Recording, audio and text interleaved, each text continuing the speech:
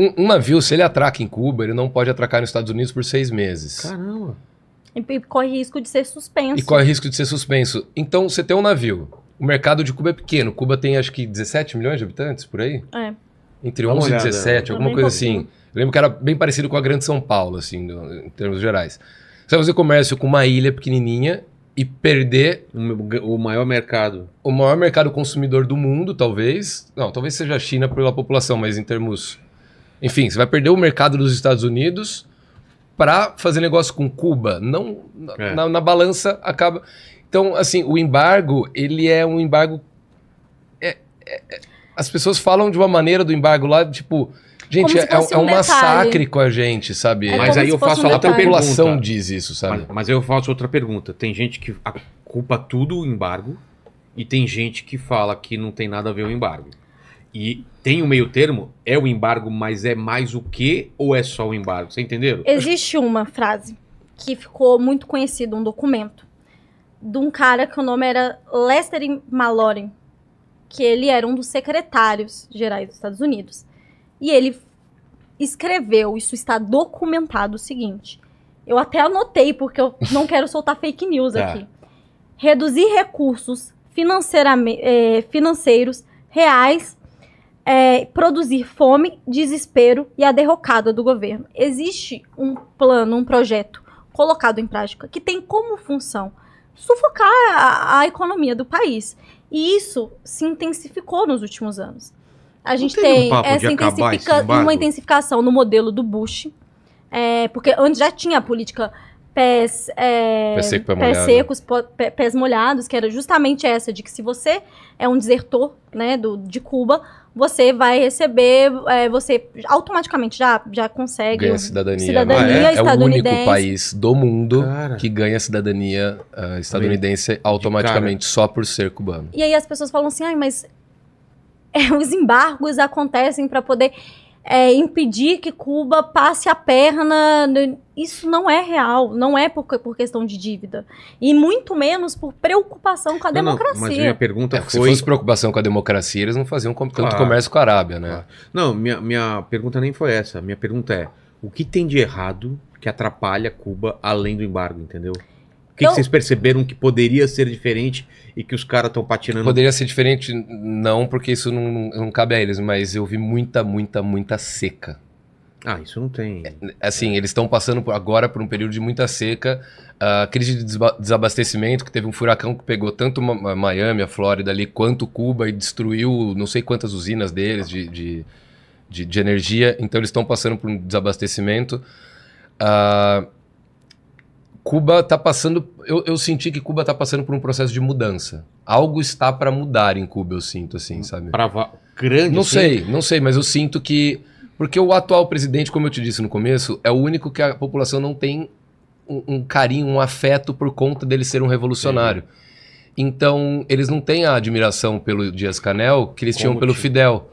Então fica muito mais difícil dele sustentar tudo o que o Fidel conseguia sustentar, por exemplo. Eu tenho algumas críticas a Cuba, mas eu sinceramente não consigo fazê-las porque, mais uma vez, eu enxergo Cuba como um país que, ao longo de toda a história da Revolução, foi governado num sistema que não é o seu governo ser feito de uma maneira...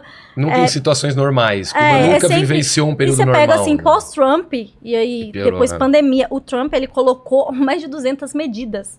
Porque é diferente embargo, medidas e sanções. Mas o Obama fez alguma... O Obama começou a afrouxar. A ideia de abrir acabar com o embargo econômico, porque, como a gente falou, que o embargo econômico ele tem essa dimensão de atrapalhar outros países de comercializarem com Cuba, né, ou suspenderem, ou dar punições ainda que leves para alguns países. Mas ele não conseguiu concretizar, ele não levou à frente, porque teve as crises, os problemas, né, ali a subida do Trump. Tem uma pressão interna também. Uma pressão interna muito grande.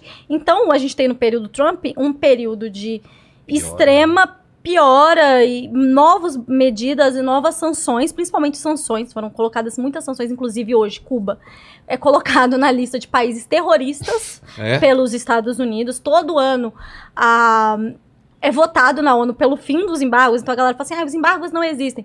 Sim, gente, todos os anos a maior parte dos países se reúnem para votar em torno de uma parada imaginária, sabe? Que não existe. E tipo, quando saem essas votações, acho que é na ONU, né? Coisa de 170 países votam a favor do fim do embargo. E 3 votam a favor de manter. Brasil, Ucrânia e acho que Israel e o próprio Estados Unidos. O Brasil na época do Bolsonaro, né? Então, mantém. Acho que a Ucrânia foi, tipo, neutra. E 2 ou 3 a favor do embargo e 170 países contra. Como que não existe embargo? Então, esses países estão votando o quê quando eles falam disso, né? Então, em relação à crítica ao governo, eu penso o seguinte, que aí é um exemplo que um cubano me deu, e isso vai pro ar numa das entrevistas, que é, se você pega o melhor nadador do mundo, amarra o braço dele, amarra a perna e joga ele na água e fala assim, nada aí, parça. Ele não vai conseguir nadar e dar o seu melhor. Então, eu acho que é o seguinte, se a galera acredita tanto que o socialismo, se a galera acredita tanto que o socialismo ele tá fadado ao fracasso, que ele não dá certo, a melhor maneira de provar isso, mas é claro que a propaganda, a ideologia atrapalha isso das pessoas perceberem que é, deixa então, vamos ver como é que esse modelo se dá, porque mesmo com todos esses problemas, a gente está falando de um país que tem uma educação ampla, universal, uma educação de jovens e adultos, porque diferente do Brasil, que a educação é feita para dar lucro, ou pensando em formar um mercado que é um mercado tanto consumidor como um mercado de trabalho mesmo, pessoas que são mais velhas, que tiveram direito à educação na infância negados, que hoje tem 60, ali, 70 anos, elas têm um direito de estudar, sabe? Você tem uma Existe uma ideia de universalização. O analfabetismo em 2, 3 anos de revolução. Existe uma ideia de universalização da saúde. Então, eu não estou questionando que existam problemas em Cuba. A questão é, por que se um sistema está fadado por que não tira o embargo e a gente vê? Vamos ver no que vai dar. No hospital deve faltar também umas paradas. Eu só faço muito. Na pandemia eles tinham desenvolvido 2 ou 3 vacinas, mas eles não tinham seringa.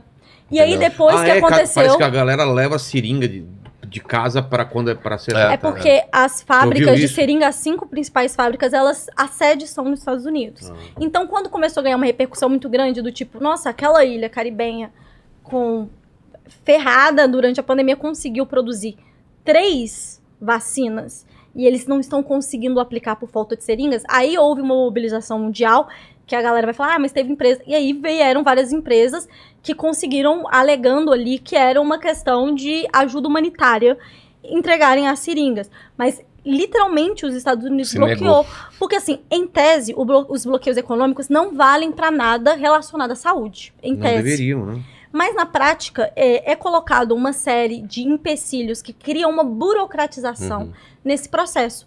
Então, por exemplo, você pega os pedidos durante a pandemia de medicação em Cuba. Gente, mais uma vez, informação pública. Vocês podem, pesquisar isso no Google. Os pedidos foram, a maioria, postergados pra caramba. Os que não foram atrasados foram negados.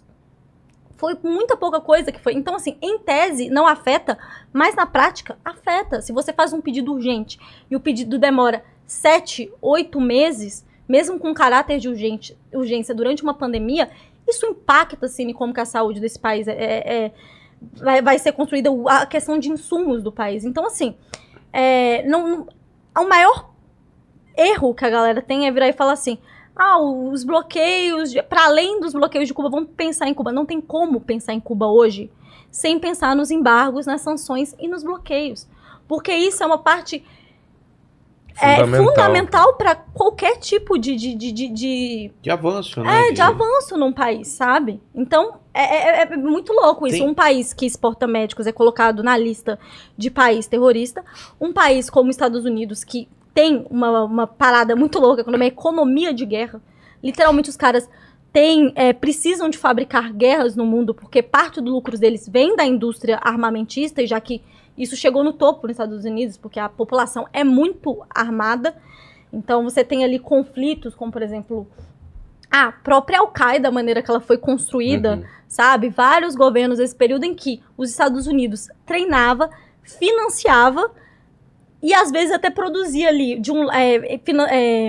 colocava armas de um lado, oposto um do outro, sabe, assim, é muito, muito bizarro. Então, Não, a gente se fala de humanidade, de coisa humanitária, já ouviu falar da prisão de Guantánamo? Sim, claro. Cara, a prisão de Guantánamo é um território dentro de Cuba que pertence aos Estados Unidos. Ué, e isso... E os Estados Unidos, na legislação, né, teria que pagar um aluguel para Cuba, se eu não me engano, e o Fidel nunca aceitou, porque ele se nega a aceitar que os Estados Unidos têm uma prisão dentro do território cubano. E é uma prisão com relatos, inclusive provas e documentos, das maiores bizarrices e atrocidades que você pode fazer com o ser humano, inclusive inocentes. Torturaram inocentes para tentar pegar informação dentro de Guantánamo. O mundo inteiro sabe disso e tá lá. Mas Cuba é terrorista. Os Estados Unidos não. Os Estados Unidos é a liberdade, né?